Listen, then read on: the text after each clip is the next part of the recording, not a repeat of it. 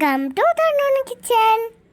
Sorry, நாங்கள் ஊருக்கு போயிட்டோம், அதனால் வீடியோ போட முடியல. எங்கள் ஊர் திருவிழா வாங்க பார்க்கலாம். அந்தியூர் பத்ரகாளி அம்மன் பூக்கொண்டம் திருவிழா. நம்ம அந்தியூர் பச்சாமலத்தில் நோம்பி 1 வீக்காக ஜாலியாக அங்கே என்ஜாய் பண்ணோம். ஃபஸ்ட்டு நாள் எங்கள் அத்தைங்க பூக்குழி அலங்கு போகும்போது இலை போட்டு எல்லாம் காயில் சமைச்சு வச்சுருந்தாங்க, விழுந்துருந்தாங்க. அதனால் அடுத்த நாள் பூக்குழி அடங்கிட்டு வந்துட்டு எனக்கு மொட்டையை அடித்து கிழா வெட்டினாங்க. சொந்தக்காரங்களாம் வந்திருந்தாங்க, அக்கா மாமாங்க எல்லோரும் வந்திருந்தாங்க.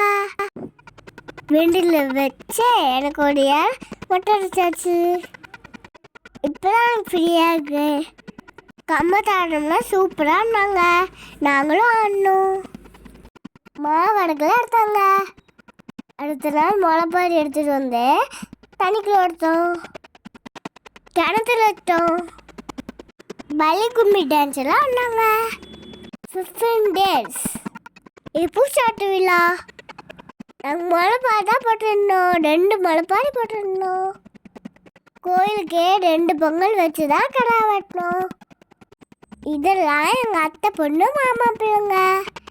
சூப்பராக இருந்தது, ஜாலியாக என்ஜாய் பண்ணோம். எனக்குலாம் தூக்கமே இல்லை, இதெல்லாம் விளையாண்டுட்டே தான் இருந்தோம். வீடே ஒரு ஜாலியாக இருந்தது. இப்போ கடா வெட்டுற என்னெல்லாம் செஞ்சுருக்காங்க பார்க்கலாமா?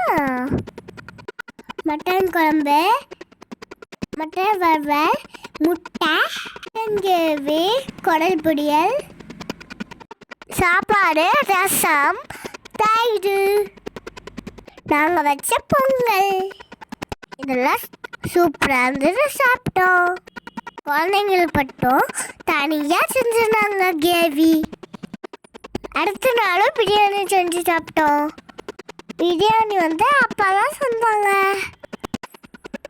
வீட்டுக்கு வந்த உடம்புலையெல்லாம் சாப்பிட்டாங்க.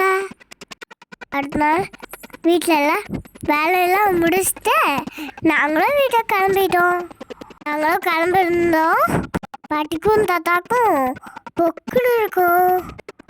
சூப்பராக என்ஜாய் பண்ணோம். பாய். லைக் பண்ணுங்க, கமெண்ட் பண்ணுங்க, மறக்காம